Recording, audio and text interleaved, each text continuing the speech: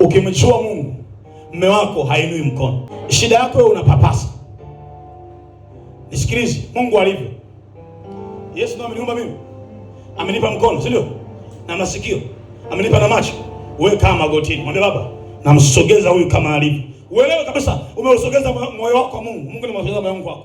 Namsogeza fulani kama alivyo.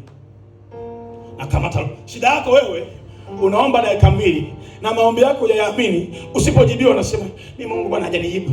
Nimeshaomba sana. Wewe hujaomba. Kwa sababu Mungu kauli yake ni moja, aombaye ufanye nini? Upewa. Ukiona hajatoa, hauna haja ya kulaumu.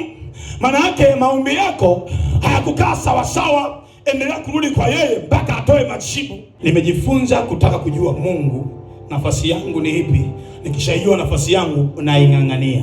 Sasa kuna watu wako hapa, wakati mwingine hata Mungu anakupima tu. Mmoja kanisani napenda kuhubiri labda, alafu kaa upewi chance. Sio sababu ya wewe kuacha kuendelea kuombea kipawa chako. Mimi kwa sababu sipewi nafasi basi mimi naona hakuna haja ya kuendelea kubaki. Sio sababu ya wewe kuacha kuombea nafasi yako.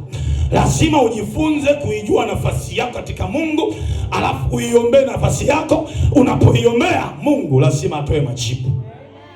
Hivi ndivyo Ezekia alifanya.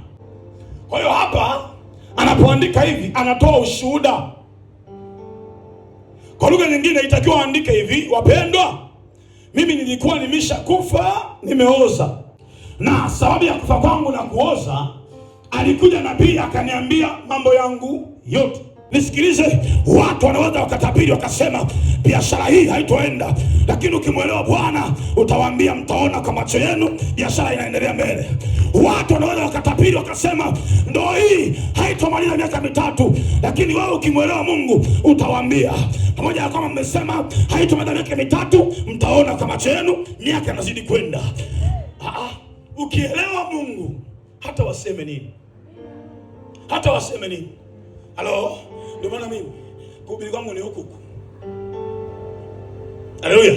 Waje kadhaa nitahubiri vile vile. Pale wameshona nitahubiri vile vile. Kwa nini? I know who I am. Sasa je, unajua nafasi yako?